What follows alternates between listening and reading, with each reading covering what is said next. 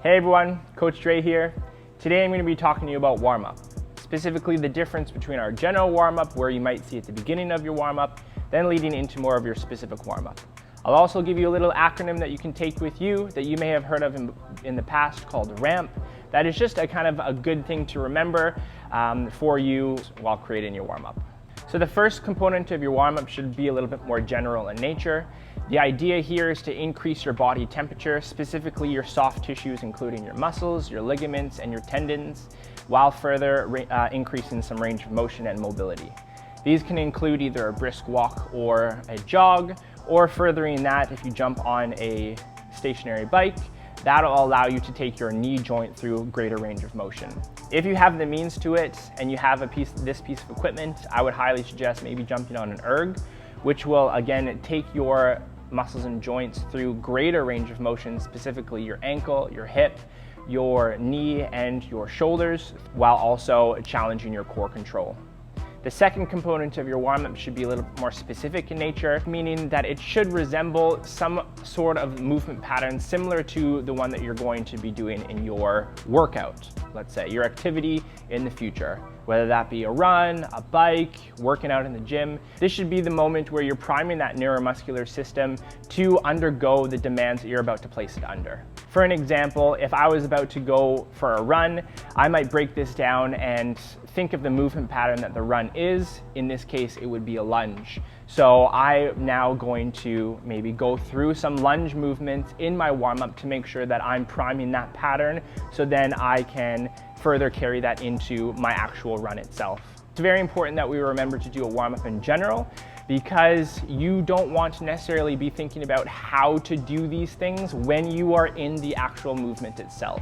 So what I mean by that is you can take the time in the warm-up to deliberately move through these movements, so then when you get to the actual task at hand, you don't necessarily have to think about how I am moving, because you've done that, you've primed those motor patterns in the warm-up, and now you can think of moving freely. So an acronym for you to take away today to remember all the major components of the warm-up is R.A.M.P. Starting with R, that is our raise, where we have the opportunity to raise the body temperature, including our soft tissues such as our muscles, our ligaments, and our tendons.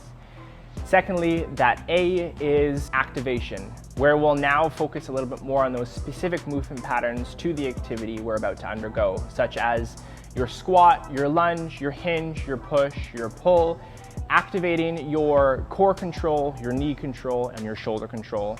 Again, this is where you'll see some more of those specific components. Following up with your M, which is mobilization. Again, mobilizing those joints, those major joints such as your ankle, your hip, and your shoulder that are going to allow you to perform optimally in the activity at hand that's going to come. Last but not least is your P, which stands for potentiation. Consider this a primer for your nervous system. Think of it as exciting the nervous system to then be ready for any further activities down the road. I myself don't use the acronym in this exact order. I use it with the mobilization coming second. So I will start with raising the body temperature, followed by mobilizing the major joints, followed by activation of those major movement patterns, and then finished off with potentiation. This might look like starting with a jog, secondly, mobilizing my ankles, my hips, and my shoulders for the specific task at hand, then followed by any specific movement patterns that resemble the movements I'm about to do in my workout. So for instance, if I'm about to go for a run, I'm going to prime that lunge pattern, prime that push-pull pattern for my upper body. And that potentiation might include some drops, some jumps, just to kind of excite that nervous system. Fairly low volume, but high intensity for that potentiation exercise. So if we're thinking back to that general and specific warm-up, consider your raise and your mobilization in your general area, and then your activation and potentiation towards the end in that more specific warm-up.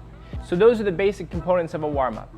Not only do we warm up to increase the performance in the activity that we're about to undergo and make sure that we're able to maximize full range of motion of our joints and put our muscles to full potential, but it also allows us to mitigate any risk of injury in the specific exercise or activity we're about to perform. So I hope next time you lace up those runners to jump outside for a run, or you prepare for your next strength training session, you consider some of these components in your warm-up. Thanks for watching. I'll see you next time.